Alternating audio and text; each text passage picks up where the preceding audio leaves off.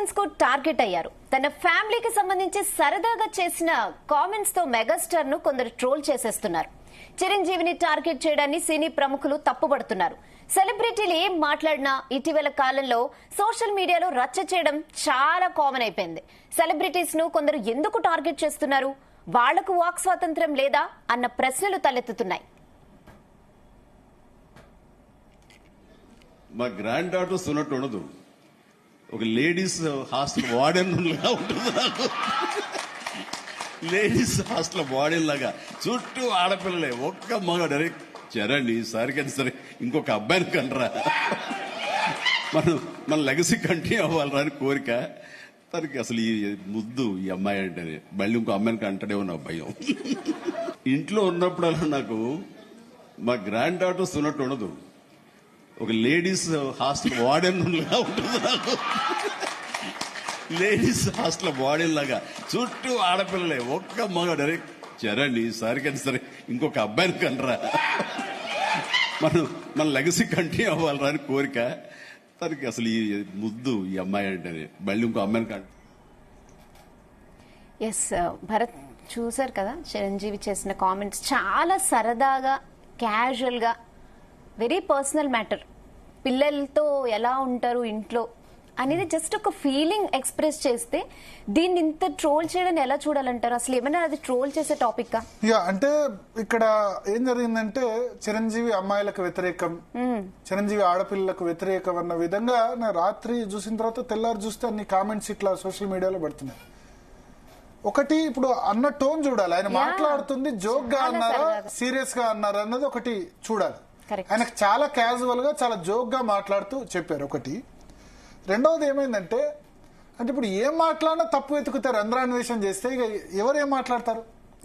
ఒకటి చిరంజీవి ఏదైనా సినిమాను ప్రమోట్ చేస్తే ఆ సినిమాకి డెఫినెట్ గా ఆడియన్స్ వస్తారు, దానికి ఆ సినిమా పట్ల ప్రేక్షకులకు ఇంట్రెస్ట్ పెరుగుతుందని చాలా మంది చిరంజీవిని ఇన్వైట్ చేస్తారు. ఇప్పుడు ఇండస్ట్రీ పెద్దగా గతంలో దాసరి నారాయణరావు గారు ఉండేవారు, ఇప్పుడు అన్అఫీషియల్ గా ఇండస్ట్రీ పెద్ద ఎవరంటే చిరంజీవి. సో ఎవరైనా సరే ఇప్పుడు 2 రోజులు ఆయన 2 సినిమాలకు సంబంధించి ప్రమోట్ చేశారు. విశ్వక్సేన్ మూవీ ఒకటి, బ్రహ్మానందం సినిమాకి సంబంధించి. రాకపోతే ఏమంటారు, చిరంజీవి తన కుటుంబ సభ్యులకైనా వాళ్ళ ఫ్యామిలీ హీరోసేనా ఆయన్ని ఎంకరేజ్ చేస్తారని అంటారు. వస్తే ప్రమోట్ చేసి ఇప్పుడు 2 కూడా, ఇప్పుడు రామ్ చరణ్ గేమ్ చేంజర్ కు చిరంజీవి ఏం ప్రమోషన్ చేయలేదు కదా, పవన్ కళ్యాణ్ మూవీకి ఏం ప్రమోషన్ చేయలేదు. ఇద్దరు బయట వాళ్లే కదా, విశ్వక్సేన్ మూవీ, బ్రహ్మానందం సంబంధించిన కొడుకు మూవీ. సో ఆయన ఏ సందర్భంలో అన్నది కూడా చూడాలి. బ్రహ్మానందం తన కొడుకు సంబంధించి సినిమా తీస్తున్నారు, అందులో బ్రహ్మానందం తాత క్యారెక్టర్ ఉంటుంది, వాళ్ళ మనవళ్ళు సంబంధించి. బ్రహ్మానందంకి అందరు మనవాళ్ళు ఉన్నారు, నాకేమో అందరు మనవరాళ్ళు ఉన్నారు అని చాలా క్యాజువల్ గా జోక్ చెప్తూ నవ్వుతూ చెప్పారు. ఒకటి నిజానికి ఇప్పుడు సోషల్ మీడియాలో వచ్చిందండి, చిరంజీవి ఆడపిల్లలకు వ్యతిరేకమా, వారసత్వం ఏంటి, ఇంకా మగపిల్లలు ఏంటి, ఆడపిల్లలు ఏంటి. నిజంగా చిరంజీవి గనక ఆడపిల్లలంటే గనక వ్యతిరేకత ఉంటే మనం ఒకటి అబ్జర్వ్ చేయాలి. ఫస్ట్ చిరంజీవికి పుట్టింది ఎవరు? ఆడపిల్ల సుస్మిత కదా, సెకండ్ రామ్ చరణ్. సో కొడుకు పుట్టేశాడు కదా, ఇంకా చాలు అనుకోవచ్చు కదా సుస్మిత రామ్ చరణ్ తర్వాత. మరి శ్రీజాను 3వ పిల్లను కూడా ఎందుకు అన్నారు కదా. ఆయన ఉద్దేశం ఒకవేళ కొడుకుతో వారసత్వమే అన్నట్టే అనుకుంటే. అండ్ యాక్చువల్ గా శ్రీజ అంటే చాలా ఇష్టం చిరంజీవి, కానీ చాలా సందర్భాల్లో ఆయన చెప్పడం జరిగింది, and she's the lucky charm of our family అని అన్న సందర్భాలు కూడా ఉన్నాయి. సో 3వ పిల్లని ఎందుకంటారు, అక్కడే ఒక ఆడపిల్లలు అంటే లేకపోతే ఆడబిడ్డలు అంటే ఆయనకు చిన్న చూపు ఉంటే ఎందుకు అంటారు. రామ్ చరణ్ తో క్లోజ్ చేయాలి కదా, ఇక్కడే కామన్ సెన్స్ ఒకటి. రెండోది జోవియల్ గా చెప్పడం, దాన్ని కూడా మనం మీడియా ట్రోల్ చేస్తే, మీడియా నెగటివ్ చేస్తే, సరే మీడియా కంటే సోషల్ మీడియా ఎక్కువ చేస్తే కనుక ఇక ఎవరైనా ఏం మాట్లాడతారు, భయపడాలి. ఇంకా ఏదైనా ఆడియో రిలీజ్ కి వచ్చి ఏదో క్యాజువల్ గా చెప్పిపోవాలి అంతే కదా. ఆయన సినిమా రిలేటెడ్ సరదాగా మాట్లాడిన వ్యాఖ్యలను కూడా ట్రోల్ చేస్తున్నారు. సో నిజానికి ఉపాసనే చాలా సార్లు చెప్పింది, క్లింకారా అంటే చాలా ఇష్టం చిరంజీవికి. క్లింకార పుట్టినప్పుడు వీళ్ళు స్వయంగా మనం వీడియోస్ కూడా చూసాం, హాస్పిటల్ కు వెళ్లి ఎమోషనల్ అవ్వడం. నిజంగా చిరంజీవి గనక వంశోద్ధారకుడు కొడుకే పుట్టాలనుకుంటే మన ఇండియాలో లాస్ పర్మిట్ చేయవు. ఏంటి, Correct. ప్రెగ్నెన్సీ టైంలో baby. తెలుసుకోవడాన్ని పర్మిట్ చేయవు, కానీ యుఎస్ లో పర్మిట్ చేస్తాయి. డబ్బులు లేవా చిరంజీవికి? కరెక్ట్. యుఎస్ వెళ్ళి రామ్ చరణ్ కి ఒకవేళ ముందే తెలుసుకోవచ్చు కదా. వాళ్ళు అంత పెద్ద స్థాయిలో ఉన్న వాళ్ళు కేవలం కొడుకే పుట్టాలి, మనవడే పుట్టాలి అని అనుకుంటే గనక యుఎస్ వెళ్ళో వేరే దేశాల్లో పర్మిట్ చేసే చాలా దేశాలు ఉన్నాయి కదా. ఏదో నిరక్షరాస్యుడు చేశాను కదా. క్యాజువల్ గా లేడీస్ హాస్టల్ అన్న మాటని అంత పెద్దగా ట్రోల్ చేయడం అనేది కరెక్ట్ కాదు. ఇందులో వేరే హీరోలకు సంబంధించిన ఫ్యాన్స్ కూడా ఉండొచ్చు, ఇన్వాల్వ్మెంట్ కూడా ఉండొచ్చు. ఎందుకంటే ఇవాళ ప్రతిదీ అయిపోతుంది అట్లా. ఏదో ఒకటి నెగిటివ్ చేయాలి, ఏదో ఒకటి నెగటివ్ చేయాలి, ఏదో ఒకటి. ఈవెన్ నిజంగా ఆయన చాలా ప్రొటెక్టివ్ ఫాదర్. సీరియస్లీ ఇప్పుడు శ్రీజ విషయంలో ఇప్పటికీ చాలా మంది నెగిటివ్ కామెంట్స్ చేస్తారు. తండ్రిగా ఆయన ఏ రోజు ఆమె ఏం చేసినా కూడా ఆమెను చాలా ప్రొటెక్ట్ చేస్తూ వస్తున్నారు, సపోర్ట్ చేస్తూ. అసలు ఆమె మ్యారేజ్ గురించి బయట వాళ్ళకి ఎందుకు. సో సపోర్ట్ చేస్తూ వస్తున్నారు ఆయన, చేస్తూ వస్తున్నప్పుడు సో ఈ ఒక్క కారణంతో చిరంజీవి ఆడపిల్లలకు వ్యతిరేకం, వంశోద్ధార, ఇవన్నీ మాటలు మాట్లాడతారు కదా ఇప్పుడు. ఎందుకంటే బ్రహ్మానందం కొడుకు సంబంధించిన సినిమా, గౌతమ్ సంబంధించిన సినిమా. సో అట్లా రామ్ చరణ్ కూడా నా కొడుకు పుట్టి మళ్ళీ వారసత్వాన్ని నిలబెట్టాలని క్యాజువల్ గా అన్నారు. దాన్ని ఆ విధంగా చేశారు. రెండో మాటను కూడా, మా తాత చాలా రసికుడు, మా అమ్మమ్మ తరపు, నేను సినిమా ఇండస్ట్రీకి వెళ్ళినప్పుడు నన్ను కూడా నువ్వు సినిమా ఇండస్ట్రీ పోతున్నావా, నువ్వు కూడా అట్లా తయారయ్యేదా అంటే లక్కీలు కాలేదన్నారు. దాన్ని కూడా పెడార్థాలు తీశారు ఆ మాటను కూడా. ఇదెందుకు మాట్లాడారని చెప్పి. నిజానికి నాకు ఉన్న ఇన్సైడ్ ఇన్ఫర్మేషన్ ఏంటంటే అనిల్ రావుపూడి చిరంజీవితో సినిమా తీస్తున్నారు ఇప్పుడు.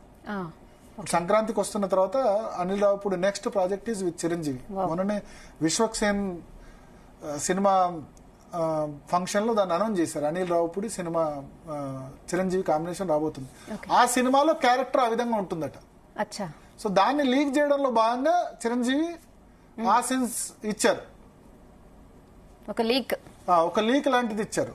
సో దాన్ని కూడా సోషల్ మీడియాలో ట్రోల్ చేస్తున్నారు. ఇట్లా మనం ప్రతిదాన్ని ట్రోల్ చేస్తే, ఇప్పుడు ఆయన అన్నది సీరియస్ టోనా జోకా అంటే, మన వ్యక్తిగత జీవితంలో తన మీద తాను జోకులు వేసుకోవడం కూడా తప్పు ఎట్లా అవుతుంది? వేరే వారి మీద జోక్ ఇస్తే ఓకే, అది కూడా చాలా లేకపోతే ఒక కులాన్నో, ఒక మతాన్నో, ఒక ప్రాంతాన్నో తిడితే జోక్.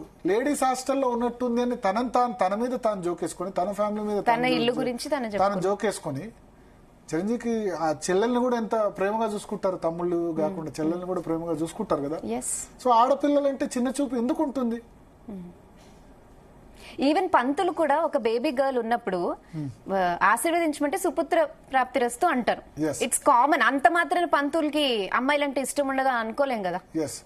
సో ఇప్పుడు సోషల్ మీడియా అన్నది ఈ విధంగా ప్రతిదానికి రియాక్ట్ అవుతే ఏం ప్రాబ్లం అవుతుంది అంటే, రేపు ఎవరు సెలబ్రిటీస్ అనే వాళ్ళు ఇప్పటికే తగ్గించేశారు, చాలా తగ్గించారు. కరెక్ట్. ఎప్పుడు ఏం మాట్లాడతారు అంటే ఏంటంటే వాళ్ళు ఫ్రీగా మాట్లాడలేకపోతున్నారు. అంటే 10 మంది వస్తే ఫ్రీగా భావాలు ఎక్స్ప్రెస్ చేయలేని ప్రపంచం ఉండకూడదు. అంటే ఎవరికైనా ఇండియాలో, భారతదేశంలో మాట్లాడే వాక్ స్వాతంత్రపు హక్కు ఉంది. వాక్ స్వాతంత్రపు చిరంజీవి ఏ మతాన్నో, కులాన్నో, వర్గాన్నో కించపరిచే వ్యాఖ్యలు చేయట్లేదు కదా.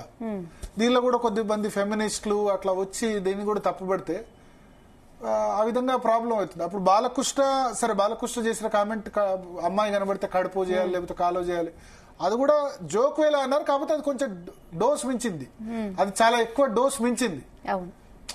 దీన్ని కంపేర్ చేయకూడదు స్టేట్మెంట్.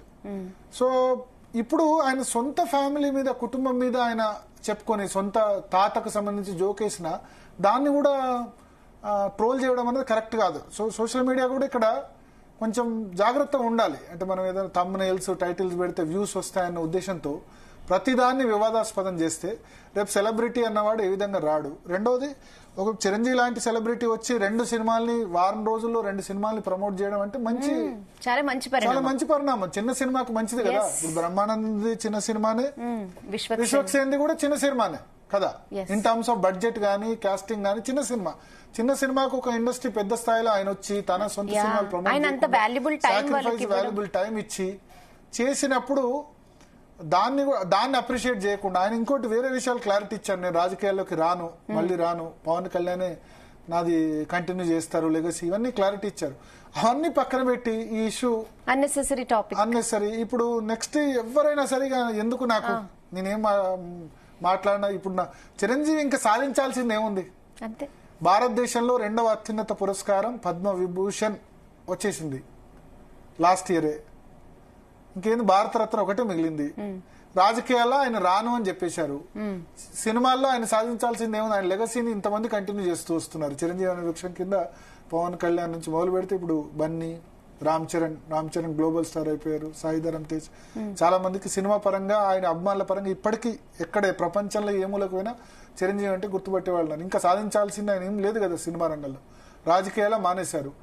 సో ఇటువంటి సందర్భాల్లో ఎంతో కొంత ఆయన కంట్రిబ్యూట్ చేయాలి, ఇండస్ట్రీకి కంట్రిబ్యూట్ చేయాలని ప్రోత్సహించాలి, ఇచ్చాలని వచ్చినప్పుడు ఇటువంటివి ఏం చేస్తాయంటే, ఇంకెందుకు నేను నెక్స్ట్ ఈ ఫిల్మ్ రిలీజెస్ వీటి వెళ్ళి రిస్క్ తీసుకోవడం ఎందుకు, ఇవన్నీ అనిపించుకోవడం ఎందుకు, పబ్లిక్ లో మీడియా ముందు మాట్లాడేందుకు, అవసరమైతే ఇంట్లోనే పిలిచి వాళ్ళని ఏదో ప్రెస్ రిలీజ్ ఇస్తే అయిపోతుంది. మీడియా కూడా ఇది గ్రహించాలి. చిరంజీవి మళ్ళీ మీకు వార్తల్లో రావాలంటే, మళ్ళీ మీడియా ముందుకు రావాలంటే మీరు ఇటువంటి వాటిని డిస్కరేజ్ చేయకూడదు. ఆయన మళ్ళీ స్వేచ్ఛగా వచ్చి ఆయన భావాలను ఎక్స్ప్రెస్ చేసే విధంగా ఉండాలి. వచ్చినప్పుడే కదా మీరు చిరంజీవికి సంబంధించిన థంబ్నెయిల్స్ కానీ చిరంజీవికి సంబంధించిన స్పీచెస్ కానీ పెట్టగలరు. ఇట్లా జరిగితే ఏమైతుంది, ఎందుకులే ఇక నేను మాట్లాడడం ఎందుకు, కొంత సైలెంట్ గా ఉంటాను అనుకోవచ్చు. నా సినిమా నేను చూసుకుంటా. దీనివల్ల వేరే ఫంక్షన్స్ కి ఆయన వెళ్ళకపోవడం వల్ల వేరే వాళ్ళకి నష్టం జరుగుతుంది. వేరే సినిమాలకు నష్టం జరుగుతుంది. అల్టిమేట్ గా సినిమా ఇండస్ట్రీకి నష్టం జరుగుతుంది. కరెక్ట్. ఇప్పుడు 2 ఫిల్మ్స్, లైలా ఫిల్మ్ కూడా చిరంజీవి రావడం వల్ల ఫోకస్ వచ్చింది. బ్రహ్మానంద సినిమా కూడా ఎంతో కొంత ఫోకస్ వస్తుంది కదా, వచ్చిన గెస్ట్ అన్న